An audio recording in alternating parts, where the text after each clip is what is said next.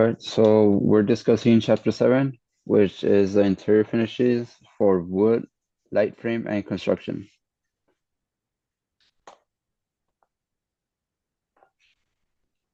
So during the completion of interior finishing, there's different traits that come together to complete the whole structure.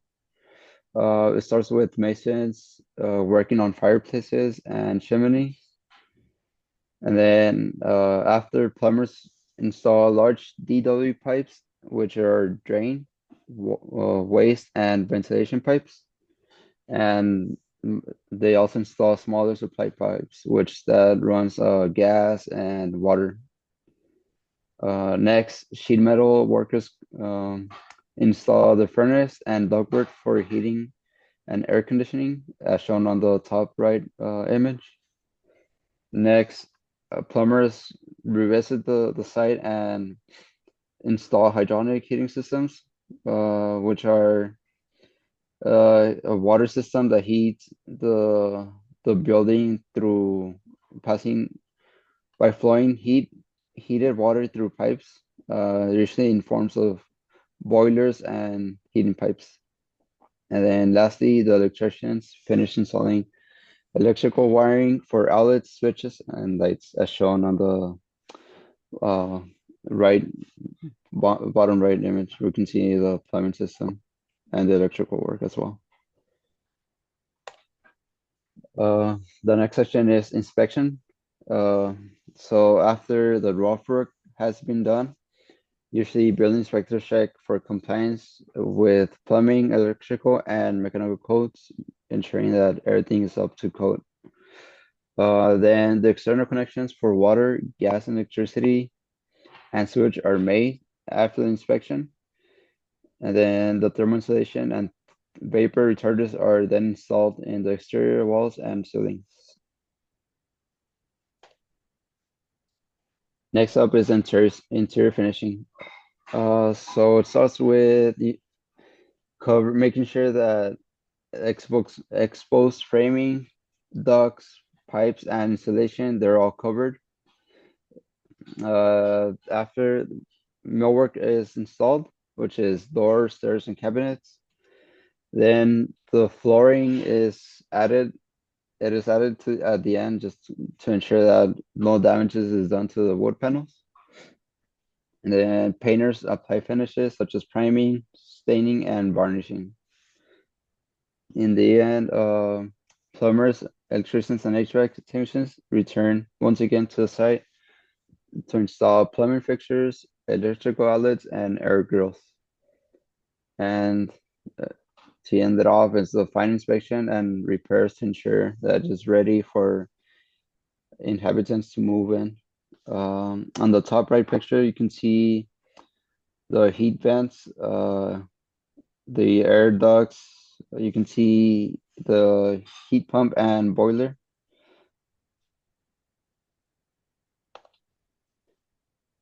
Next up is the building enclosure. So building enclosure consists of the walls, roofs, and structures separating the interior from the exterior, as shown on they're better shown on section cuts, as shown on the both images. Proper construction helps regulate indoor temperatures, reduce drafts, and prevent moisture buildup, improving the efficiency of energy, and it reduces the energy consumption, which is reduces the light bills and stuff like that. Next is thermal insulation. When talking about thermal insulation, the thermal resistance is measured in R values. Um, Also, it is very important to consider thermal bridging, which is a process that allows heat to move through a building structure more easily. If done incorrectly, it creates heat loss in winter, and it provides heat gain in the summer, which could create condensation, and with that comes molding and other problems. Thermal bridging typically occurs through wood studs, which reduces insulation effectiveness. Then Adding more members reduces the impact of thermal bridging and improves insulation. Continuous exterior insulation mitigates thermal bridging and condensation risk. So the more a building um, is insulated, it typically reduces the thermal bridging issues. And next up is how to increase insulation levels. So the exterior insulation enhances overall performance by preventing heat loss and reducing condensation risk. Super insulated walls achieve high energy efficiency without major heating or cooling. Super insulated walls could be shown on the image on the far right. It shows a double stud framing insulated wall. It shows baths with cavities, foam board insulation, plywood, and windows and door ropes openings. And high R values, for example, R20 or higher, are necessary in cold climates. The lowest R value is R1, and the highest typically is R60. In the first image to the right, you can see fiberglass being insulated through a pumping system. Uh, the thermal insulation comes in different materials. The typical are bad insulation, which are made of glass, fiber, and mineral wool. They're very easy to install and very cheap, but they're uh, they're combustible only through the facing. They're not combustible otherwise. Foam board insulation, which is typically poly, poly polyurethane. It is very high in R value, but it is combustible and releases toxic gases when burned. It is it is also used typically to seal air leakage and vapor that is radiant vapor that is released from the floor. Next is rigid foam insulation, which is EPS and XPS. EPS is expanded polyethylene foam, and R values are typically between 3.6 and 4.2 being the lowest, and then the highest are 25 and 29. They're also combustible, but the advantages is that it offers low vapor performance and can be used in contact with soil. The XPS, which is extruded polystyrene foam, the R value is 5 and the highest is 35. It's also combustible and has the same advantages and disadvantages. It also has that it is lower moisture absorbent than EPS. And lastly is spray foam insulation, which is polycene. It seals air leakages, but it retains vapor permeable quality. This is non combustible, and it is a moderate cost to the and the R values. The lowest are 3.6 and 4.2, and the highest is 25 to 30.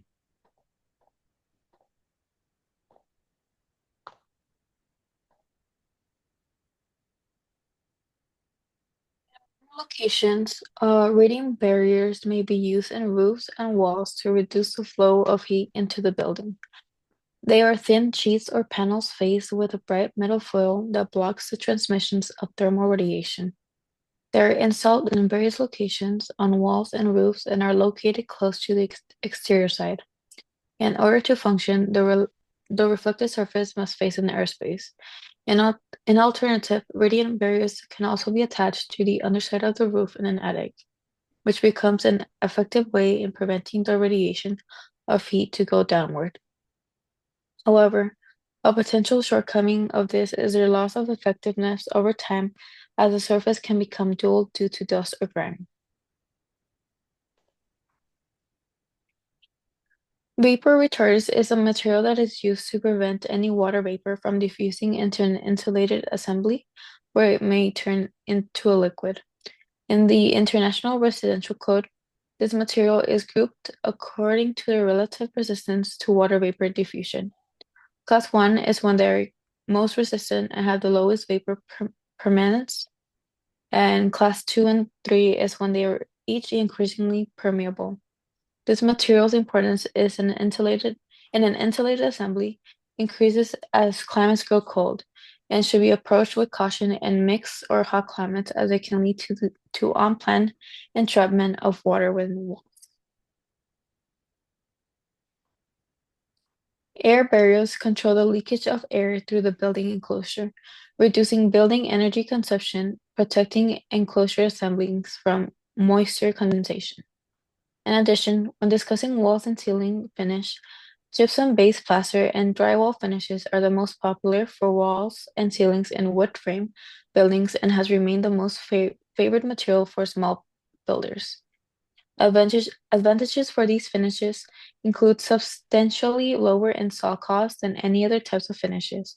It adapts to either painting or wallpapering, and a degree of fire resistance that offers considerable protection to a combustible frame. Millwork is produced from a higher quality wood than what it is used for framing.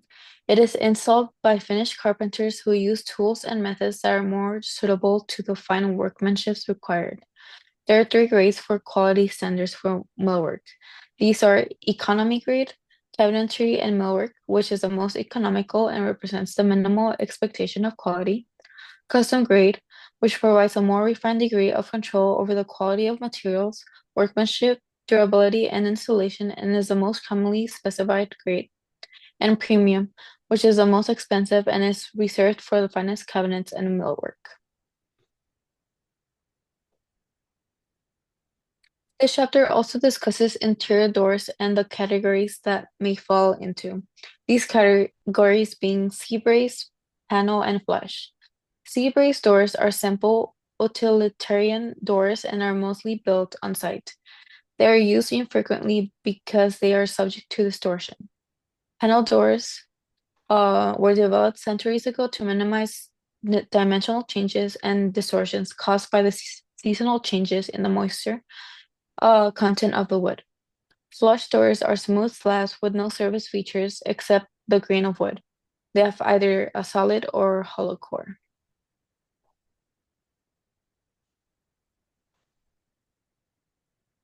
In the next part of the chapter, we are introduced to different stair plans that are seen on floor plans. These include straight run stairs, L-shaped stairs with landing, a 180-degree turn with landing, L-shaped stair with winders. Winders are helpful in compressing a stair into a small space but are perilously steep where they converge, and their threads become much too shallow for comfort and safety. There are also L-shaped stairs whose winders have an offset center. This can increase the minimum thread dimensions with legal limits. A helix stair which consists entirely of winders. And lastly, a spiral or circular stair with an open center of sufficient diameter. Next, more details regarding staircases. Here in this picture to the left demonstrates all the different parts that there are to a staircase. Handrails are a part of the structure that are usually purchased already made from millwork suppliers and are cut to the staircase's exact fit. Additionally, shop-built stairs, in definition, are well-thought-out projects that are supported by accurate framing dimensions taken at the site. They are constructed in a workshop or a factory where all components that make up the staircase are pre-cut and are firmly glued and assembled off-site, which is then transported to the building location and is installed as a single piece. Also, three openings are required when constructing a staircase. The first one is a door through which one goes up to the staircase. The less hidden it is, the more it is to be commended. The second opening is the windows. These are necessary as they give light to the steps. Windows are preferred to be set at a higher level around the middle for light to be spread equally throughout the structure. Lastly, the third is the opening through which one enters from the floor above. This leads the user into ample and adorned places. In this next slide, the picture represents an example of shop-built stairs where a worker completes a highly customized curving stair in a shop. Additionally, this chapter also talks about carpentry. Finnish carpenters install dozens of miscellaneous items in the average building. Many of them are available ready-made from millwork and hardware suppliers. However, others are crafted by the carpenter. These images represent some examples of the items that are installed by these workers, including closet shelves, folding attic shelves, pantry shelving, bookshelves, wood paneling, door hardware, and laundry chutes. Wood moldings are also mentioned. Here, this picture demonstrates some common molding patterns for wood interior trim. These shapes are a fraction of the moldings that are generally available from stock. Some examples of what these molds represent is that molds A and I are crowns, C is a bed, and D and E are cups. All are used to trim the junction of a ceiling and a wall. Designs double A through double F are standard casings for doors and windows. Double N is lattice stock, also used occasionally for flat trim, and double O is square stock used primarily for balusters. Also, custom molding patterns can be produced easily because the molding cutters used to produce them can be ground quickly to the desired profiles, working from the architect's drawings. These wood moldings are furnished in either two grades, N grade and P grade. N grade is for transparent finishes and must be of a single piece. P grade is for painting and may be finger jointed or edge glued from smaller pieces of wood. This grade is less expensive because it can be made up of short sections of lower grade lumber with the defects cut out, and once it is painted, it becomes indistinguishable from N grade. When proportioning stairs, there are building codes that need to be followed to ensure the design of safe stairs through a number of dimensional requirements. The limitations for stairs are given in the International Building Code and International Residential Code. For example, the required width of an exit stairway is calculated according to the number of occupants served by the stairs, where a stair flat may not rise more than 12 feet between landings, as landings contribute to the safety of stairs by providing a moment of rest to the user.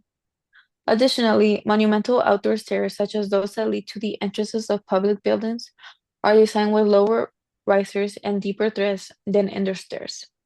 The picture at the left of the slide demonstrates the dimensional limitations for stairs, which are established by the IBS and IRC.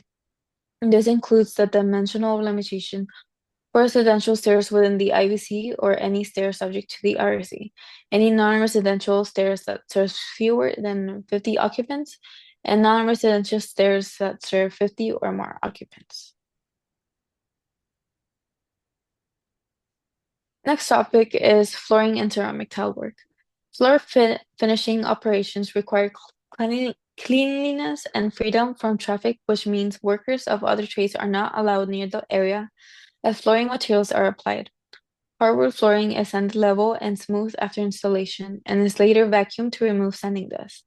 Finishing coatings are then applied in the dust-free atmosphere to reduce the risk of any unwanted specks. The now finished floors are then covered with heavy sheets or thin board material to protect them during the final phase of construction. This picture demonstrates the process for the installment of ceramic tiles in the shower wall. Lastly, once flooring and paintings are finalized, the plumbers install and activate lavatories, water closets, sinks, tubs, and shower fixtures. And to finalize the construction project, the building inspector is called in for a final inspection and issuance of an occupancy permit. And after through cleaning, the building is ready for use. And this here concludes our chapter 7. And thank you for watching.